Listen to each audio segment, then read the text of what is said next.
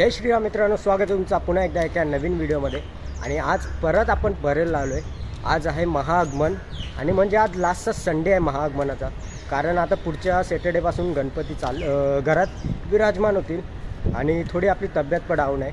आवाजावरूनच तुम्हाला समजत असेल की आपली तब्येत कशी आहे। आणि कालच चिंतामणीचं आगमन होता, तब्येत थोडी डाऊन होती, त्याच्यामुळे आपण आलो नव्हतो।